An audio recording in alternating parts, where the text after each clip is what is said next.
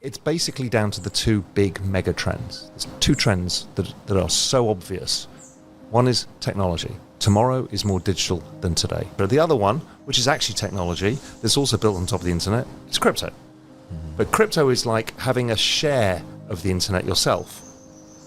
So imagine how empowering that would have been. Imagine if every person who used Facebook was given a share in Facebook.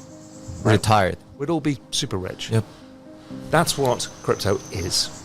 And so you can invest in this and it goes up at about 100 to 150 to 200% a year, depending what asset, including 3 80% drawdowns. Okay, now you can unfuck your future pretty quickly, because if you've got $1,000, but it goes up 100% a year, it just compounds and compounds and compounds. And now you've got the secret.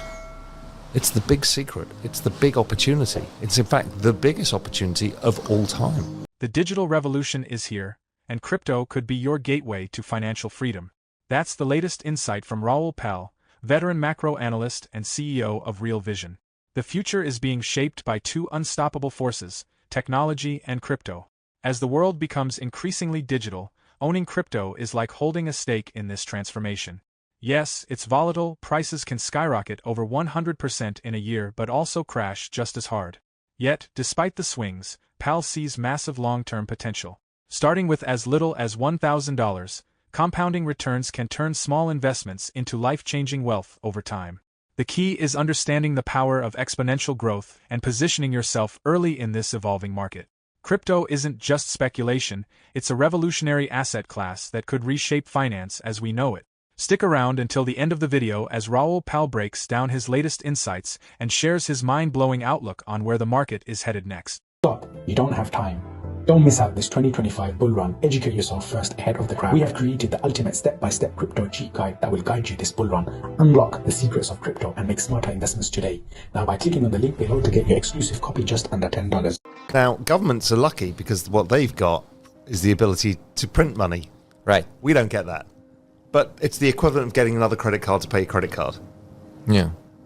That's what's going on as the population of most of the Western world gets older. Old people, if you think of your parents or your grandparents, they spend less money and they don't do productive work because they've retired. So we're fighting this mega trend of the baby boomers from World War II. The kids who got born after World War II are now in their 70s. And that was the largest cohort of people in all history. And so what we've got is slow growth, but massive debt. So what is happening is governments are having to print more money. And again, anybody from South America understands this. They print more money to pay the debt. But your wages don't go up. They only go up a bit. But what happens is things like houses, scarce assets, houses, gold, or even your ability to buy US stocks, they just keep going up. So you're getting poorer. Your wages buy less. I'm not talking about buying bread and cheese. I'm talking about buying assets. What is an asset? An asset is future deferred consumption. You buy an asset like stocks. Let's say you buy an ETF in the S&P 500. Why do you buy that? Because in the future, you want to sell it to be able to spend the money. For a profit, yeah. Or pass it on to your kids, whatever it is, but it's to be spent. And it's supposed to have a rate of return above inflation because you need to be compensated for locking your money up for 20 years, right, or whatever the period of time is. But what we're finding is that those things, so that future opportunity for yourself, is becoming more unaffordable. It took me 3 times income to buy my first house, and now for the average person it's 10 times income. So you can buy less of a house. You can buy a third of a house versus what I could buy with the same economic circumstances. You know, when I was 28 years old, most people can't do it now. So this is the problem that is happening in the world. And this is not going away. And so governments are printing money to keep servicing this debt, which is, again, for anybody here who's from Argentina, Venezuela, anywhere, even Ecuador, everybody's done it. And then eventually the system collapses. The system doesn't collapse this time around because it's the US doing it, and the Europeans, and the Chinese. But it's really the US system of fiat money. Don't forget, The dollar is the world's reserve currency. Again, anybody from Latin America knows what do they want? Dollars. They don't really give a shit about anything else. They want dollars. And dollars are 87% of world trade. It makes the world go round. The world is 400% of GDP in debt, of which 200% of that is dollars. Dollars, dollars, dollars, dollars, dollars. And the US controls it all. It's called the world's reserve currency. Right. So when they debase currency, it's very difficult for them to lose control unless the entire world loses faith in the dollars.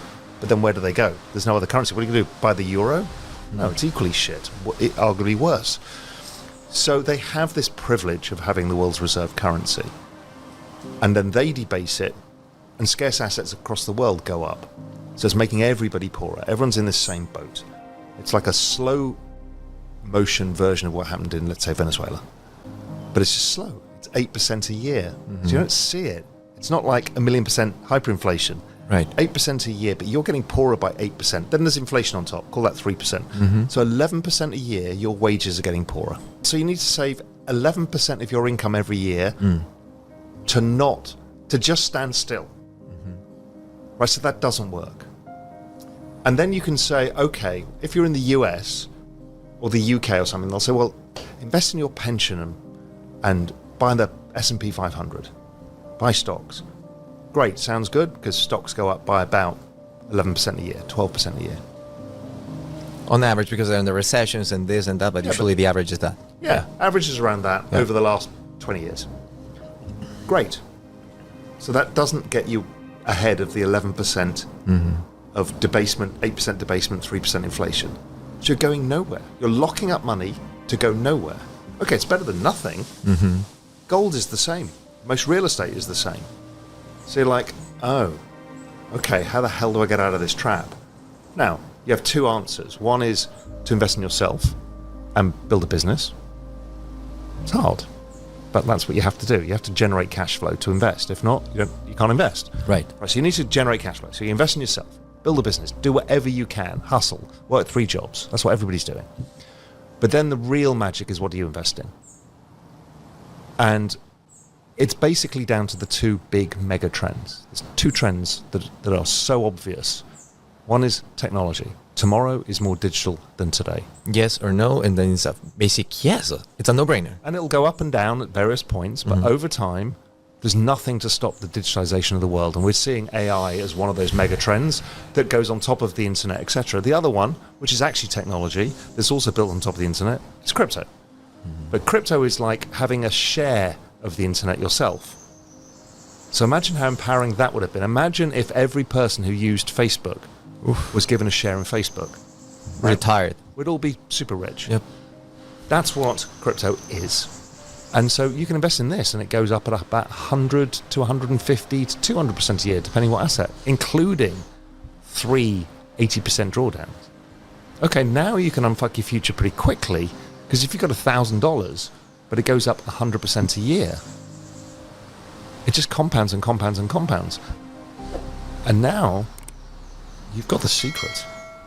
It's the big secret. It's the big opportunity. It's, in fact, the biggest opportunity of all time. Wyoming Representative Jacob Wasserberger has introduced a groundbreaking bill that could make the state a leader in Bitcoin adoption. The proposal seeks to establish a strategic Bitcoin reserve by allowing public funds to be invested in Bitcoin. The bill outlines a clear framework to ensure these investments comply with existing regulations and are securely managed by the state treasury. If passed, this legislation would position Wyoming at the forefront of state-level Bitcoin integration, setting a powerful precedent for other states considering similar moves. This innovative approach highlights the growing recognition of Bitcoin as a viable financial asset in government reserve. Now, let's dive back into more valuable insights from Raul Pal. When you're on a frontier, go back to the United States in the 1800s, there were cowboys. Yeah. There were bank robbers. There was all sorts of crazy people. Everybody was fighting over the land. The Mexicans, the Spanish, the English, the French. Then the gold rush happened and it was nuts. Right? Yeah. What you have is a lawless society that's learning to organize. It ends up becoming the United States of America. So when there's massive opportunities, it brings all sorts of players. Right. Like the internet did. From the Nigerian prince scam to Google. They all exist. And over time, the authentic businesses build scale and people get to understand them. But in the early stage, you don't really know. So it's a feature of an early stage market, of a frontier. So what you're saying is, okay, well, we do have easy ways here. Is Bitcoin. You don't rely on anybody. It's this asset that's global, that's homogenous, that's available to everybody, that you can buy from your mobile phone, that cannot be destroyed, cannot be intervened by anybody. It's yours. Okay, well, that's an easy bet. I'm not now relying on a scam or anything else. There's no Ponzi, it just is. And then we look at Ethereum. Well, Ethereum's like this supercomputer of this new internet that allows you to have contracts online. Smart contracts, that's what makes Ethereum. So then you can do all sorts of clever stuff, whether it's from tickets to agreements to whatever. Human society is organized by contracts. Mm-hmm. So then what's the probability of scammed at the token level? 0. These are huge, distributed, multi-million people networks. Speaking of Ethereum and Bitcoin. Yeah, and Solana and many of the big ones. By market cap, the top ones, kind of like the same. Where people lose their minds is they want to get rich quick. Chasing the next meme coin, the next big thing. Well, because people suddenly start to say, oh my God, I don't need to be trapped in the world of 10% a year in the stock market. Right. I've now been given this 100% a year, and then you become greedy. All you see is, I could make 1,000% or 10,000%. And then you do stupid shit. And that's when you get scammed. Because now you're exposing yourself away from the simple bets of investing in the technology layer to now you're investing in the applications layer. And that's when businesses are starting, who's building what. You know, it's a meme coin, it's a DeFi protocol, it's all of these things. ICOs back in 2017, And 2018. then you've got to ask yourself, are you qualified to be a venture capital investor, early stage? Are you doing the due diligence? Taking the risk as well. Taking the risk. Yeah. Right. They all are a power law. And so what that means is most of their bets go to somewhere near 0. Or let's say 20% go to 0, 50% don't do anything, and 10% make all the money. Now, are you qualified to do that? No, then don't do it. You don't have to do that bet when the assets are growing at 150% a year at the base asset, Bitcoin or Ethereum. You don't need to buy NFTs. You don't need to buy meme coins. You don't need to do any of these things. That's the really hard thing, is the system sucks you into greed if you're not careful, and it's unnecessary. You see, everybody looks at it through their lens. And the lens may be, you're from Venezuela, so you think you can have it expropriated. Or a gold investor in the US, well, they took gold. They didn't do it in Europe. But different people use their different lens. But we don't realize, and so you're worried about regulation. Right. It's a global asset. The Chinese have banned it. And the Indians, nothing happens. Right. A little dip here and there. Why? Because this is a network of millions of individuals. This is not driven by the institutions. It doesn't matter whether they come or not. People want to be validated. It's a ridiculous thing. Yeah. Oh, BlackRock think it's good, so therefore I'm not stupid. It's like, you're not stupid because literally hundreds of millions of people are using this, Right. making money from it, building on top of it, and creating a new future. So therefore you can't be stupid. You do not need some bloke on television telling you that it's valid. So what we've done for the first time in history, if we go back to how I started this journey, those of us at the center would get the opportunities. And then you would charge layers of fees until it comes down to the individual. Well, they didn't even see them. They don't get to invest in Facebook when it launches. You know, Or Uber or Airbnb or whatever. anything, right? We don't get any of that stuff. It eventually goes into the public stock market and at several $1 billion. Yes, it went up a lot after that, but somebody's made 1,000,000% returns before then. Right? This is the complete inverse. There are no gatekeepers. Retailer first. They front run all of the institutions. They get all the opportunity, all of the upside.